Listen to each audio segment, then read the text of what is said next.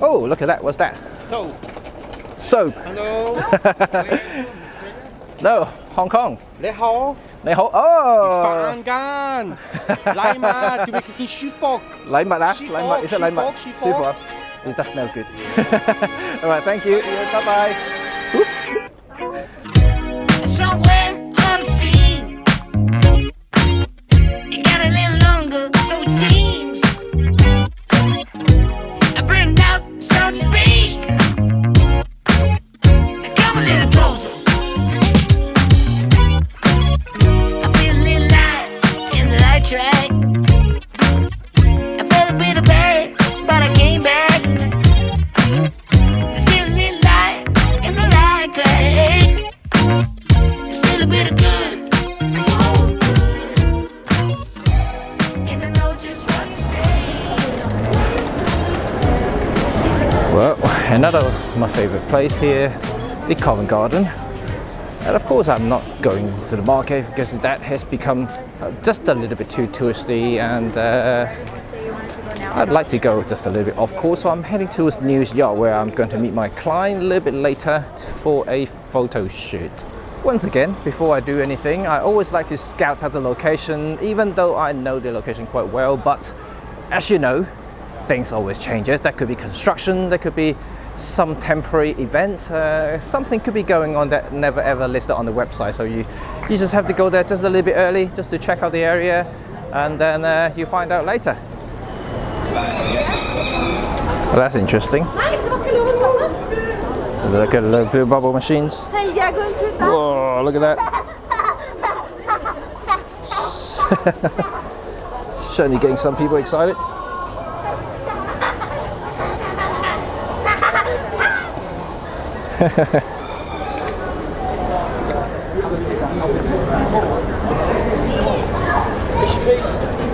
So this is New Street, and then here we are. Here's the famous News Yard.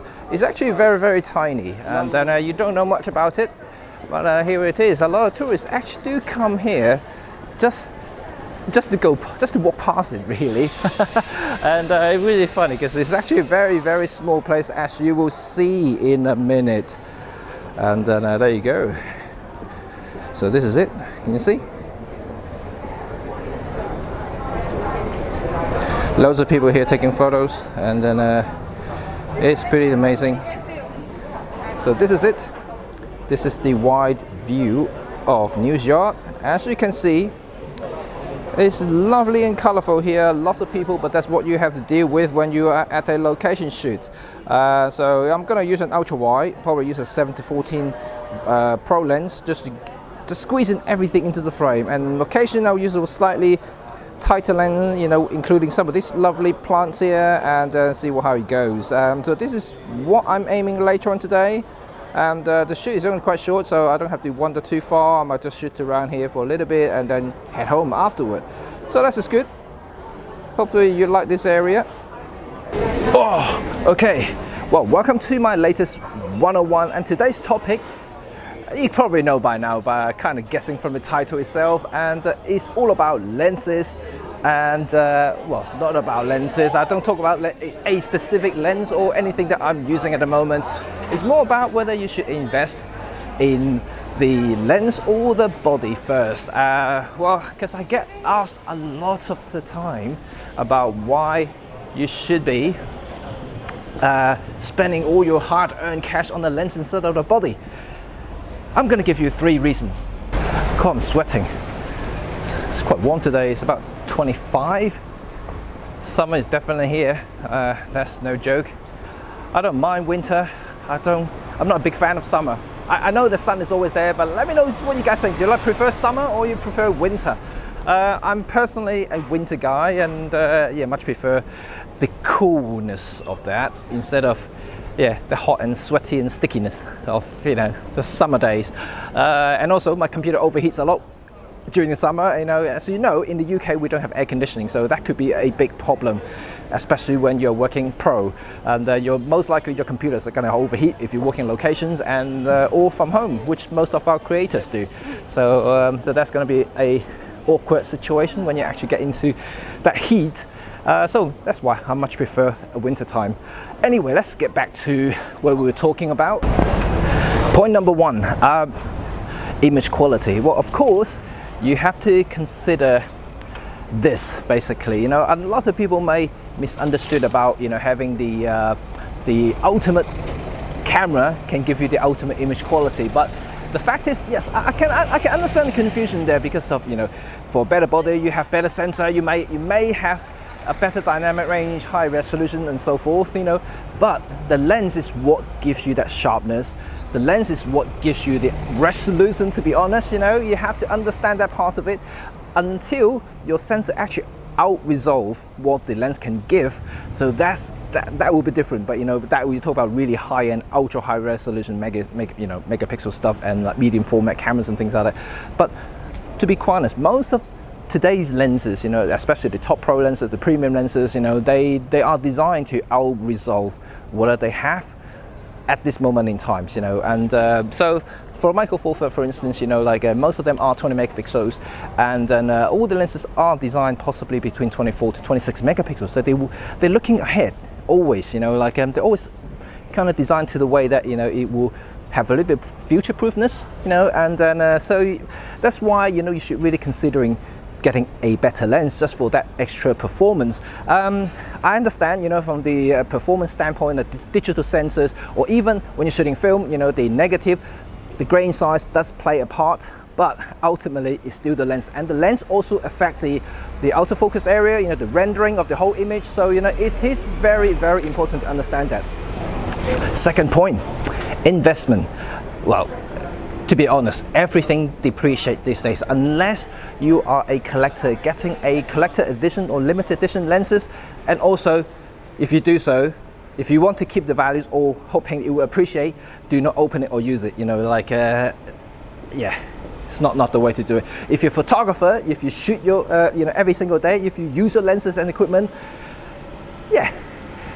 But having said that, you know, getting a better lens always gives you a much better return, you know, when it comes to sell it, because they do hold the values a lot better than, you know, the lower end lenses, for instance, you know. And that's a fact, because no matter how you look at it, you know, the premium or the professional lenses, they always outperform the lower end glass, you know. And that's a fact, you know. Like, even though you may buy a second-hand 10 or 15-year-old pro lens, it still outperforms the kit lens, I guarantee that.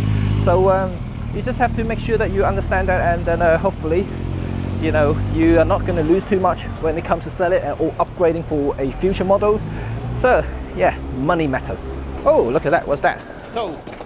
Soap. Hello. No, Hong Kong. 你好 你好. Oh. 飯間禮物叫你見舒服 禮物啊 舒服 禮物 Is it 禮物舒服啊 It does smell good. Yeah. All right, thank you. Yeah, bye bye. Oops. There you go.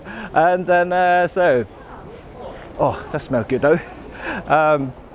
So pretty good. And so anyway, going back to what I was talking about. Third point is about performance. I'm not just talking about, you know, sharpness. You know, a lot of people actually get confused about sharpness and performance. So performance, I'm actually talking about the overall speed of operations, like AF, for instance. You know, pro lenses or high-end lenses do have much faster and quieter motor, which is essential for professionals who are doing a lot of continuous shooting, tracking subjects, or sports, things like that. So yes, you know, really just that extra performance when you do really need it. It's not essential. Like, most of the premium lenses will do the job nicely. In fact, even kit lenses are quite good these days. But when it comes to like really ultra fast shooting, you know, in like motorsport, for instance, or like animal wildlife, you know, you need that extra speed from the motor to give you that kind of tracking capabilities, you know, and just to get the extra performance to hopefully capture that shot that you really want. So it does play a part, and a big part, when it comes to the moment. But in most cases, I think people will be happy about most of the kind of like normal generations of CAF motors. But these days, you know, like if you're pros and you're looking for the ultra fast performance, you really do need that. And speaking of which, I do think in terms of Olympus lineup, the 12 to 40 Pro Zoom, the 2.8, actually does have a I'm not joking, ultra fast motor. Haven't seen anything as fast as that, and that's really good. And also the 300 as well, and which is actually amazing. So if you're looking for something really shooting really fast, you really have to consider those pro lenses. Premium lenses does the job nicely, nice enough to vlog as well, and just not quick enough to do the action stuff. So bear that in mind. Oh, really, this thing, very nice. I'm gonna keep it in my bag, keep my bag fresh. Yeah, lemon. I like lemon. This is it, folks. So hopefully you enjoyed this particular 101, and don't forget to subscribe our channel if you love this video, and yeah, just thumb as well. Even if you dislike this video, yeah, click the thumb down button twice. Remember that. And yeah, put on the bell button as well, so you stay notified when the new video is coming out. So until next time, I'll speak to you soon, and I'm gonna get ready for my next shoot. Nice. Anyway, see you later. Bye. Do you mind to quit your pretending? Truth or false, the shit never ending. Hear me now and stop condescending. You see I'm begging, you hear me beg. If you're sick for love, don't try to hide it. Find it deep inside and try to hide it. If there's a way